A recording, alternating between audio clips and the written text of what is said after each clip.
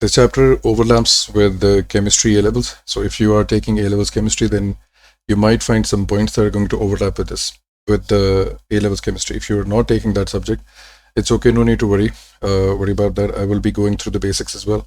But I will suggest you, before doing this chapter, go through the O levels or IGCSE nuclear physics before going through this chapter. Because this chapter is primarily, you can say, approximately 60 to 70% exactly like the O levels nuclear physics.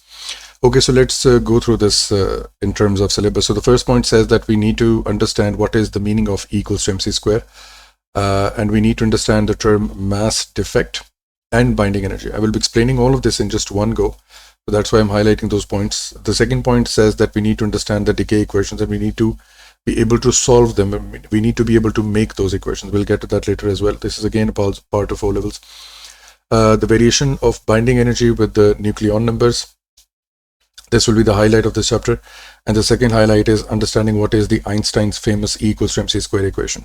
So when we come to the atomic scale, for example, when we go back to the atoms itself, it is peculiar. It is very difficult to accept, and it is very difficult to understand that how can this be? Whatever I'm going to say, how is this possible? So a general perception is that, for example, whatever the constituents in this atom are, if I separate them, for example, if let's say that this atom of carbon has 6 protons and 6 neutrons, we're not talking about the electrons for now, we're just concentrated on the nucleus. If I separate them into their respective constituents, they should weigh the same. If, for the sake of example, this is 1 kg, then this should also be 1 kg. But at an atomic level, at quantum level, this was not the case. This was first hypothesized by Einstein. He said that this, when they are separated, should be heavier, and when they're collective, they should be lighter. So if there is a difference of mass between both sides, what is that? What is the reason for that? What's actually happening? So let's say that this is M1 and this is M2. And if I take the delta M, which is the change of mass, which would be M2 minus M1, this concept is known as mass defect. We thought they should be equal, but they are not. So we named them as a defect, as a problem, as an issue. And since this is an issue in mass, we refer to this as mass defect. Now, where is this defect, or what is the effect of this defect? You see, what Einstein said was that if the mass is higher of the constituents, then it could be because of this one reason. He believed that mass and energy are interchangeable, are exactly the same side. You can say two sides of the same coin. So what he was saying was that if you increase the energy of a system, its mass should increase. If you are decreasing the energy of a system, its mass should decrease. And what type of energy are we talking about? It's confusing sometimes.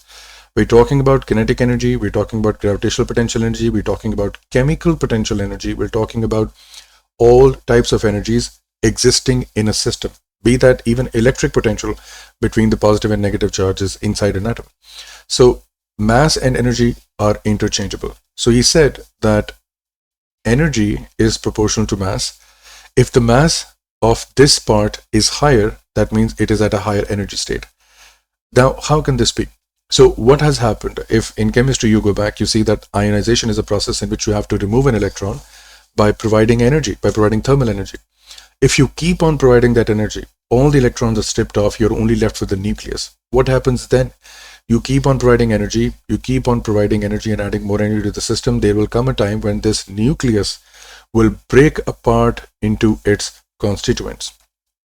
When that happens, the energy that you provided has actually translated itself into mass. So this is his famous contribution, and this is the full understanding of E equals to mc square. Now, when we convert this into inequality, we find out that the constant holding both sides of the equation is actually the speed of light squared, right? So E equals to mc square is actually telling you that whatever mass a system has gained or lost, it will be converted into energy, because C is a constant. This is not a part of the relationship in terms of discussion, at least. This is just a constant. Okay. Now, let's try to understand what is binding energy. Binding energy is the reverse idea of E equals to mc square, in some sense, that when we talk about binding energy simply, as the name suggests, how much energy is required to break apart the nucleus. For example, if I'm talking about the carbon nucleus, then there are 6 protons and 6 neutrons, for example. They are being held together by strong nuclear forces. And what are those nuclear forces? You see, if I talk about, or if I discuss the protons itself that are present inside the carbon nucleus, there are 6 protons and they are all positively charged. How is that possible? That they are held together in such a confined space that it is impossible to measure by regular instruments. How is that possible? Are they not repelling each other? They are repelling each other. There is a static repulsion between the protons of this element or this nucleus. But why are they still existing in such a confined and tiny space? Because there is a more stronger force which is overpowering them, which is known as the strong nuclear force.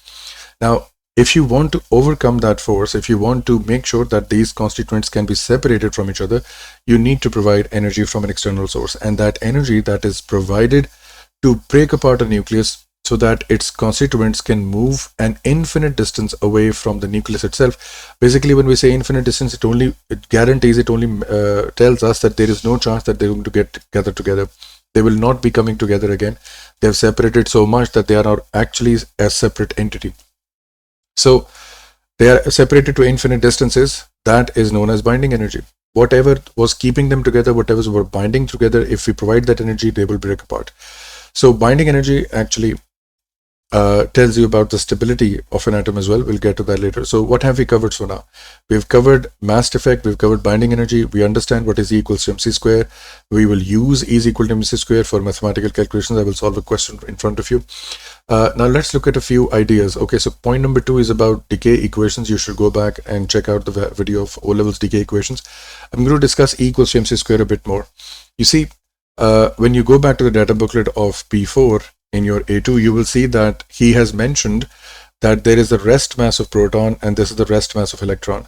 Why does he have to say that these are rest masses? Because if an object gains velocity, its energy is increasing. And if its energy is increasing, its mass is also increasing. You see, this is why we said that this E equals to mc square, when he talked about this equation, it is universal. It is applied for kinetic energy, gravitational potential, and even for chemical potential. Now, it is going to be very difficult to digest at first, but this is true. So, for example, if we are sitting stationary right now, our kinetic energy is 0, right? If we start moving, if we start running, what will happen? Our kinetic energy will increase, right? And if the kinetic energy is increasing, so according to Einstein's principle, if my energy has increased, then my mass should also increase. Now, the problem with this is that it is not very noticeable. Okay, when you solve this equation in terms of putting your own mass in the half mv square and equating this with mc square, so this c square becomes a very large value, and when you divide this with the kinetic energy, your answer for energy is going to come out very low. But nonetheless, the mass has increased because your energy has increased. Similarly, again, against intuition, feels very different to visualize. But let's say you had a bucket of water at the ground floor. You take that bucket of water, let's say, to the 10th floor or the 20th floor.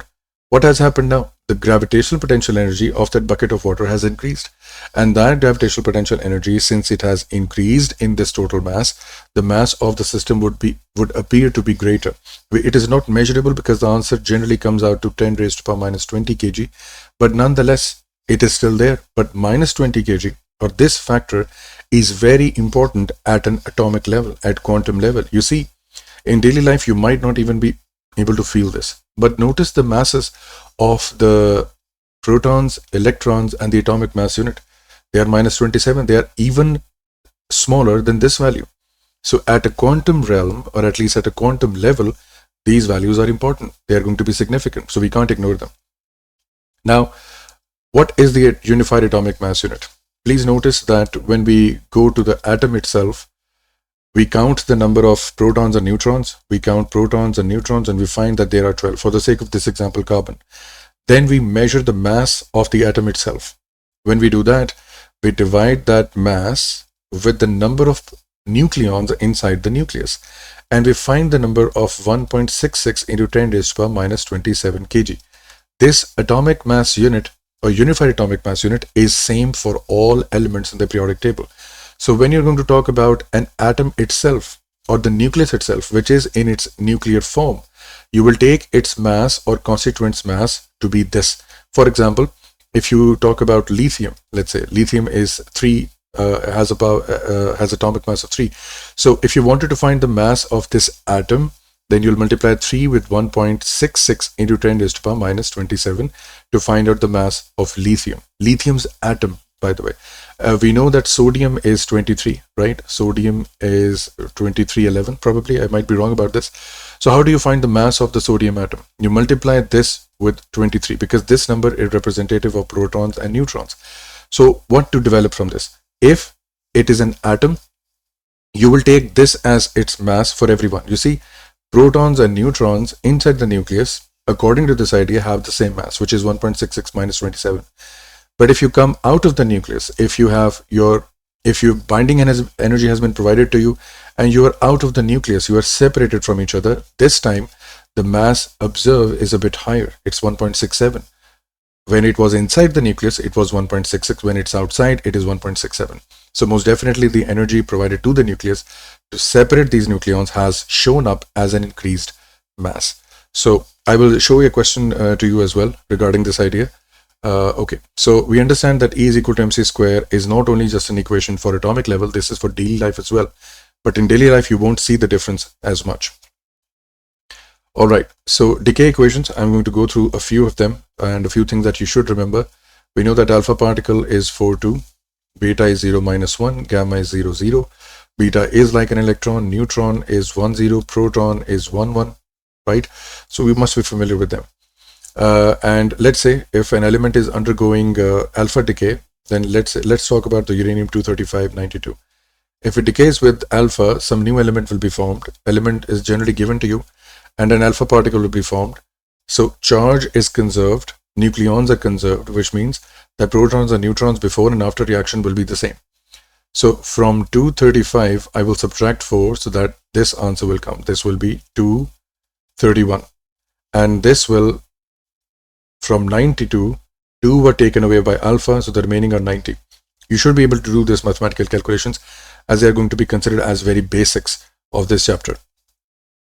We've discussed about binding energy, but let's discuss about binding energy per nucleon and how this links to stability of an atom. Now, when we talk about stability, we're talking about nuclear stability.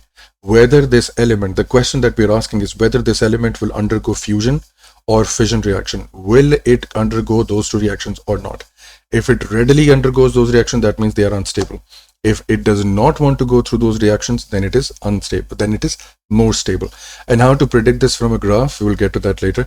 So how to calculate this binding energy? You see, what we're going to do is calculate the binding energy of carbon that we're just discussing right now, so that throughout the whole lesson something looks similar. You see, the binding energy of carbon will be calculated by the change in mass multiplied by c square. Why change in mass? Because that energy must have been provided to cause that change in mass, to cause this difference in mass, so that nucleons are separated and they show up like this, right? So what energy I have provided to separate them is the energy divided by the nucleons will give me the binding energy per nucleon. So let's see how we're going to do that. So change in mass will result in rest mass of protons plus rest mass of neutrons minus the mass of carbon 12 atom itself. Now you can go back to your chemistry periodic table and you will see that above carbon you will see 12.00, which means that is the mass of this atom. And we know that the mass of proton from our data booklet is 1.67 minus 28. And for the sake of memorization, I'm just taking this example that the mass of neutron is 1.68, a bit 10% greater than that, which is minus 27. So how many protons are there in carbon 12 and how many neutrons are there? So it has 6 protons and 6 neutrons. So this is its mass when the particles are separated, and this is its mass when the particles are together. And this is going to be considered as 12U. Why 12U? Because we're considering it as an atomic mass unit quantity, because the protons and neutrons are inside the nucleus. So I will take their masses to be 1.66. So I will multiply this with 1.66. But for the protons and neutrons, you will notice what I'm going to do.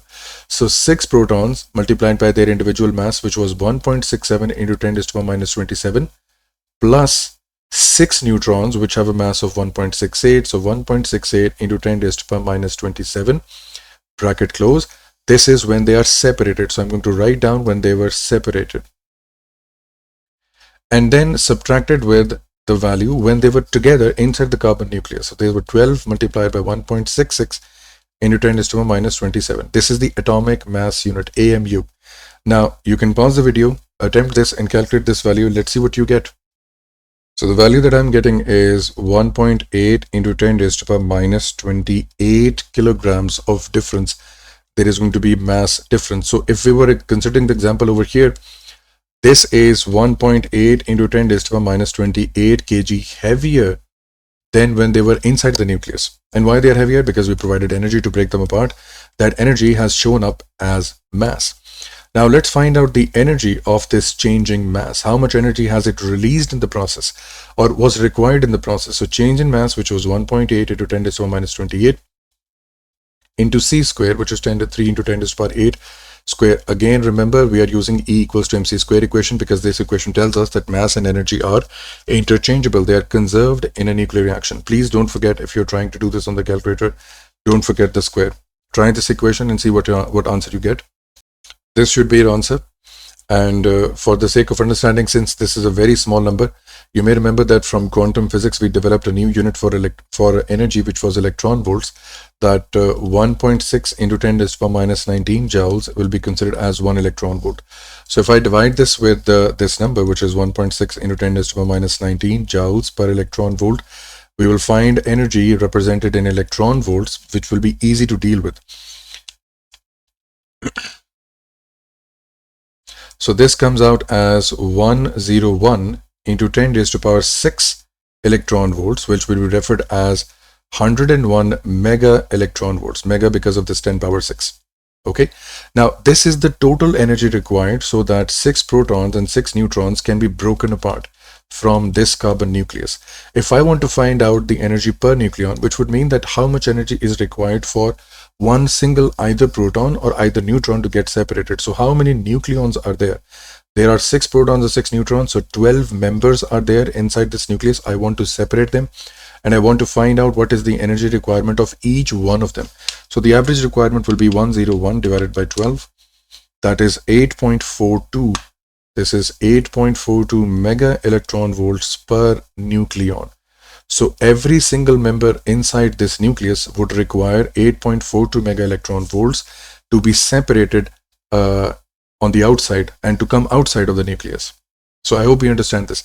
Now, what does this tell us? This tells us about the stability of the atomic nucleus. Now let's see what that graph actually means. You see, having higher binding energy means the nucleus will require much more energy to get separated. And that calls for stability. An atom is considered stable in terms of nuclear physics if it does not want to get separated. You see, if the carbon nucleus wants to stay at the nucleus, wants to maintain this nuclear state, it wants to keep its 6 protons and neutrons inside the nucleus, it doesn't want to get separated, then that means its stability is high. It would not want to undergo nuclear reaction, be that fission or fusion, because the binding energy is high. So binding energy is indicative of the stability of an atom. So for the nuclear decay at least. This is that graph that is going to be very common in the nuclear decay questions. You see, as you can observe that iron, which is approximately 56 atomic number, is the most stable in periodic table. So if you might have noticed that when you used to do covalent bonding, ionic bonding, every element wants to become or wants to gain the octet configuration of the noble gas or of the nearest noble gas. That was chemical reaction, the reason for chemical reaction. Over here, the nuclear reactions want to take place or would like to take place or would forced to be take place. If let's so, then they are going to try to become iron. Why? Because the iron's binding energy per nucleon is the highest of all. This is the most stable nucleus. And even during star formation or any radioactive process, if it is, if we let it happen, if at the core of the star, when they run out of hydrogen, when they run out of helium, they start fusing whatever is remaining. So whenever they're fusing those things, they end up making everything as iron at the you can say near the death of the star. Why is everyone becoming iron? Because iron has the most stable binding energy per nucleon. This atom does not want to break down. It will require very high energy to break apart. Whereas hydrogen, lithium, beryllium, boron, and some other elements, helium, and all of these things, they would undergo a nuclear reaction. And what type of nuclear reaction would they undergo? So on the left side of the iron, elements will undergo the fusion reaction. These elements would prefer to be fused together rather than broken apart. And from the right side of the iron, these elements would prefer to be broken apart rather than fused together to become even larger atoms. So uranium, fission of uranium, breaking uranium down, is an easier process than fusing uranium with another uranium atom or with another element, because that would require immense heat. Why is a fusion process very difficult?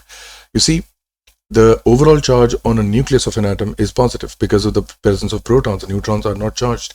So when you try to bring them together, when you try to fuse them together, you need to overcome this repulsive force that is between the nucleuses, which is why the fusion process is very difficult. But what's happening over here? If, let's say, hydrogen fuses with hydrogen and becomes helium, you see, helium is so high above this binding energy curve, which indicates that helium is going to be much more stable atomically in terms of binding energy as compared to hydrogen. So fusing hydrogen will be difficult, of course. Overcoming the repulsion forces will be difficult, but once you've done that, it will attain a much more stable atomic configuration. So what is the prediction? On the left side of the iron, they will prefer to go through fusion, and they are easier to fuse as compared to these large atoms. And on the right side, these elements would like to go through fission reaction because breaking them apart would be easier. Why is breaking them apart easier? You see, in a very large nucleus like uranium, there are very high numbers of protons. In uranium alone, there are 92 protons. And all of them have a positive charge. They're confined to such a small space that holding them together is very difficult. So by the strong nuclear force, which is holding them together, it gets difficult for that force to hold them together. So what will eventually happen?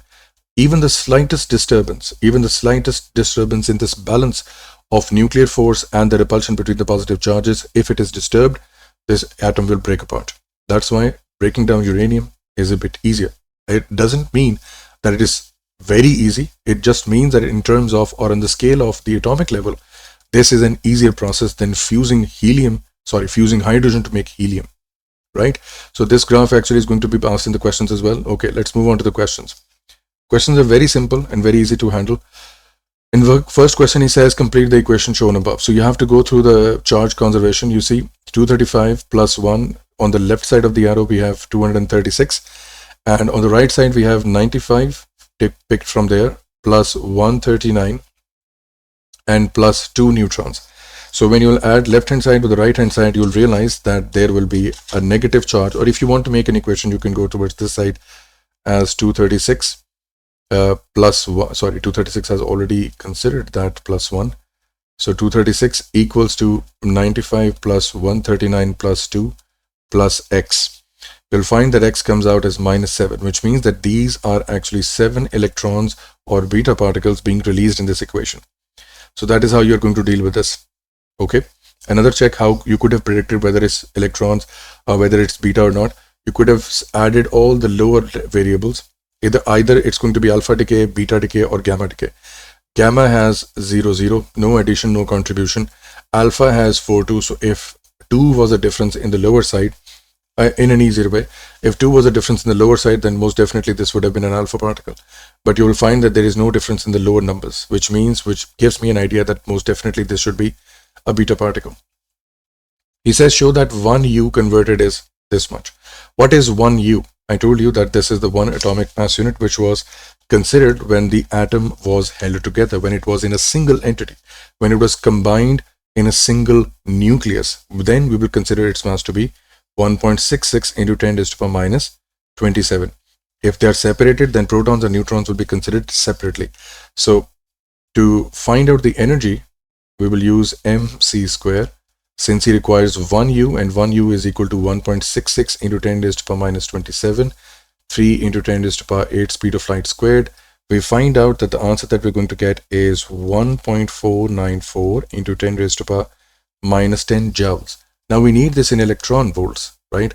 So I'm going to divide this number with what we've learned in quantum physics in the chapter previous to this one, that 1.6 into 10 is to the power minus 19 electron volts per joules are available. Sorry, joules per electron volt. This would be this way. Yep. So this is joules per electron volt. You can also use the ratio method. No problem understanding this one. It's okay. You can use the ratio equation that 1 electron volt is equal to 1.6 into 10 to the power minus 19 joules. Then 1.494 into 10 to the power minus 10 joules equal to X number of electron volts. Does not matter. We'll give you the same answer. You see, when you do that, your answer will be 933.75 into 10 raised to the power 6. Now this is replaced with mega. Electron volt was the unit, so mega electron volt, and this is rounded off as 934. So we've successfully shown this. Why is he going to do that? Because this will be used in the next part to simplify the equation. He says calculate the binding energy per nucleon. We have done that already in this lesson. We're going to do that again. So for binding energy, we need to find out the mass defect first. What is the change in mass? So I know that when they are separated, that is greater than when they are collective or collected inside the nucleus. So first I will add the mass of protons and neutrons and then subtract this with the mass of the atom itself. Let's go back to the table and see what do we have here. So how many protons do we have? We have 57 protons. So this number will be multiplied by 57. How to calculate number of neutrons? We will subtract 139 with 57 and we get 82. So this has 82 neutrons, okay, and 82 will be multiplied by this one. Notice that in the previous lesson, in this video, when I taught you the binding energy per nucleon, I had the mass of proton and I had the mass of neutron as well. But what is he doing right now? He is representing them in terms of the atomic mass unit. Okay, no need to worry about that. If you want to take full values, it will still give you the same answer. But since the unit is U, we know that we can multiply this 1.66 into 10 to the power minus 27, and I will get the exact accurate 1.68 into 10 to the power minus 27 answer as well. But instead of complicating with this digit, we are going to replace this with U. Wherever it's going to go, I'll have this. Okay, no need to worry. So I have, how many protons do I have? I have 57 protons multiplied by its atomic mass unit, which is 1. And please notice, if the examiner has given you up to 5 decimal places, you will take 5 decimal places, because in this nuclear physics and quantum physics, every decimal place would matter, because we're dealing with powers that are very small, minus 27, minus 30. So even the slightest number will add the variation. So 57 multiplied by 1.00728 plus I have 82 neutrons multiplied by their atomic mass unit, which is 1.00863. Notice that I'm taking the values from this. 1.00863, right? And this is when they are separated minus when they were collected. What was the mass when they were collected inside the atom? So the lithium atom's mass is 138.955. Considering all the protons, neutrons, 139 atoms or 139 protons and neutrons have a mass of this much. So I will subtract this 138.955 from this. This is our main debate of the mass defect. What is their mass when they're separated? What is their mass when they're collected? That is the difference. So the difference comes out as 1.16762 U. Again, remember, we are dealing with U at all times, so that we don't have to write down this 1.66 into 10 to the power minus 27 again and again. This is just what we are trying to avoid. We don't want to write this again and again. Okay. All right. So this will be multiplied with 934 mega electron volts per U, you can say, which we found in the previous part, and you will find out the total energy required for the process is 1090 mega electron volt for this whole nucleus.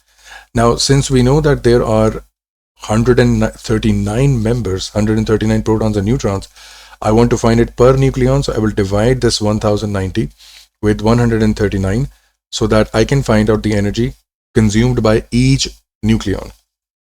I find this answer to be 7.85 mega electron volts per nucleon.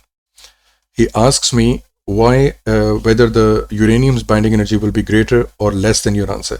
You see, we go back to this graph and we realize that uranium is actually much way ahead of iron, and since its value is less than iron, I will say that it is its binding energy is lower, it is less stable. So since uranium's 235 is greater than iron's atomic number, its binding energy will be lower because binding energy decreases after you cross iron, which is 56. You can write this down in statement form. Okay. Now this is the common question as well. He's going to ask you to place all these members, place uranium, place barium, place krypton, whatever that is. Right? So let's place uranium. So uranium will be somewhere along this side. Uranium at the very extreme at 235. Then we have barium and Kr. So barium is going to be a bit backwards over here. Let's say at a value of 141. So this will be marked as Ba. And then we have 92. So Kr will be mentioned at over here. So this is Kr as 92 over here. One thing I would like to tell you, that if you want to make this even more accurate, what I would suggest is that we know that at the peak value, this was supposed to be 56. Measure this distance and then mark those values, and you will see that what should be the next value. So 56 times 2 would be 112. So this number will be 112. Approximately same distance over here multiplied by, plus 56 would give me 168. This will be 168, and over here this will be 224, and over here this will be 280. So I would advise you to be more accurate with this and don't just put in the values just randomly. You see, 235 should be somewhere along this line. So you will find your name according to measurements on your diagram. It will come somewhere along here, and Ba is 141. So it should come around somewhere, before 168. It should be behind 168. It should be somewhere around this line.